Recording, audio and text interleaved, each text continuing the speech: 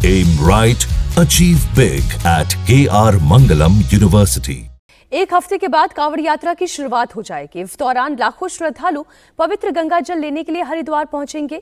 इस बीच कांवड़ रूट पर पड़ने वाले होटल और ढाबों की पहचान को लेकर घमासान तेज हो गया है। कांवड़ यात्रा को लेकर उत्तराखंड के मुख्यमंत्री पुष्कर सिंह धामी ने बड़ा बयान दिया है। सीएम धामी ने अधिकारियों को निर्देश देते हुए कहा है कि कांवड़ मेले के दौरान थूक जिहाद की घटना बिल्कुल भी बर्दाश्त नहीं की जाएगी।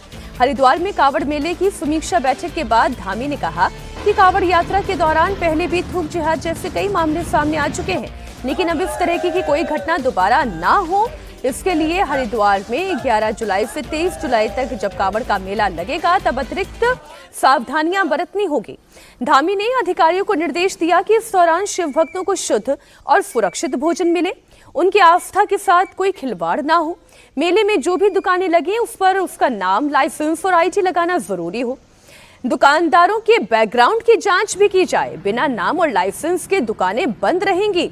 नियम फॉलो नहीं करने वालों के खिलाफ कानूनी कार्रवाई होगी और यहां तक कि 2 लाख रुपए का जुर्माना भी लगाया जा सकता है। जो भी लोग मेले में अपनी दुकानें लगाएं उनका सत्यापन जरूरी है और साथ में उनका पहचान पत्र भी होना चाहिए, क्योंकि पिछले समय में कुछ घटनाएं ऐसी आई थी जिसके कारण से देवभूमि में लोग आते हैं तो लोगों का एक विश्वास होता है, और देवभूमि में भी अगर हरिद्वार पहुंचे तो लोगों का मन मां गंगा का स्मरण करते ही ऐसा ध्यान आता है कि आचमन करने से ही सारी शुद्धता प्राप्त हो जाती है, सारे पुण्य प्राप्त हो जाते हैं। तो यहाँ पर अशुद्धता का कोई स्थान नहीं है, खाद्य पदार्थों में मिलावट का कोई स्थान नहीं है। थूक जिहाद जैसी घटनाएं पहले के समय में आई हैं, उस प्रकार की घटनाएं किसी भी कीमत पर न हो, उसके लिए सख्ती से काम करने को हमने प्रशासन के लोगों को भी कहा है। देखिए, जो लोग तुष्टीकरण की राजनीति देश के अंदर करते रहे हैं उनको परेशानी हो सकती है। हम तो लोगों की सुरक्षा और उनकी शुद्धता का ध्यान करके इस प्रकार के निर्देश कर रहे हैं कि जिससे कि कहीं पर कोई मिलावट, कहीं भोजन में अशुद्ध चीजें, कहीं किसी प्रकार की थूक जिहाद जैसी घटना की पुनरावृत्ति न हो। सीएम धामी ने कांवड़ियों से भी अपील की है। सीएम धामी ने शिव भक्तों से अपील करते हुए कहा है कि कांवड़ यात्रा को धार्मिक भावना और अनुशासन के साथ संपन्न करें। पूर्वजों और ऋषि मुनियों की ओर से निर्धारित नियमों का पालन करना ही यात्रा का असली पुण्य है। यात्रा के कुछ नियम बनाए हुए थे, उन नियमों का पालन करने से यात्रा का पूर्ण लाभ मिलता है, तीर्थ यात्रा का पूर्ण लाभ मिलता है। और मैं जरूर ये कहना चाहूंगा कि सभी आने वाले कांवड़ यात्री भी यात्रा के नियमों का पालन करें।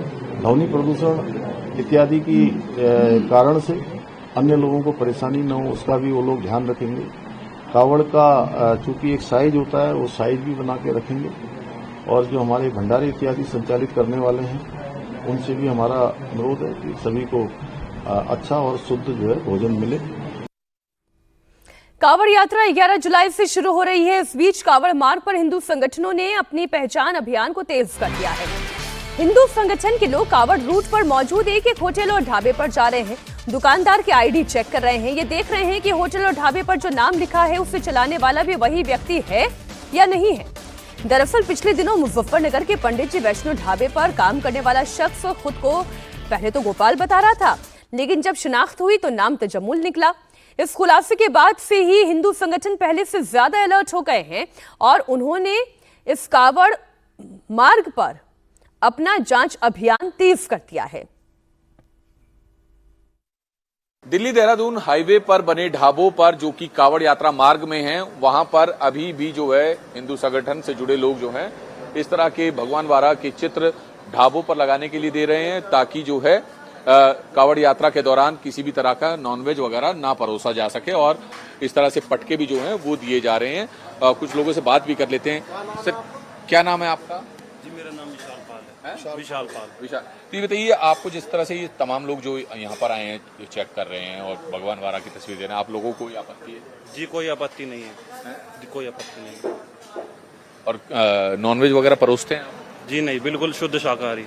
क्या बताया आपने? विशाल पाल। विशाल पाल जी। सर, आप ओनर हैं इसके? जी।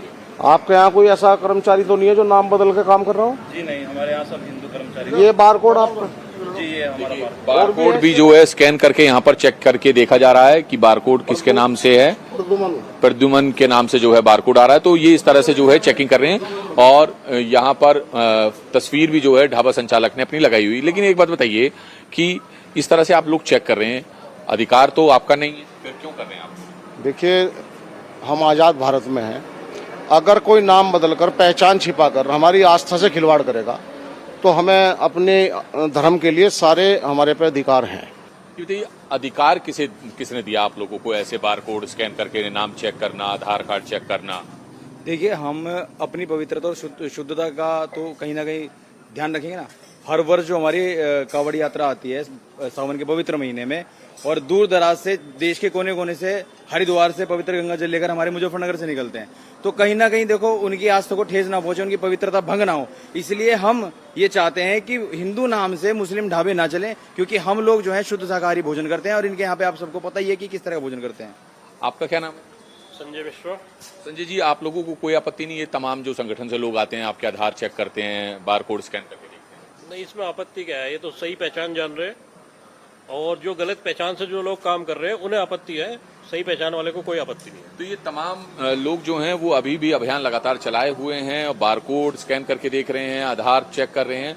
फिलहाल पुलिस जो है, जो पूरा ढाबे को लेकर विवाद हुआ, जहां पर पेंट उतारने का मामला सामने आया था, आरोप लगा था, उसकी जांच कर रही है। वहीं पुलिस प्रशासन ने भी ये साफ कर दिया है कि ये जो काम है वो फूड डिपार्टमेंट का है, ना कि किसी आम शख्स का।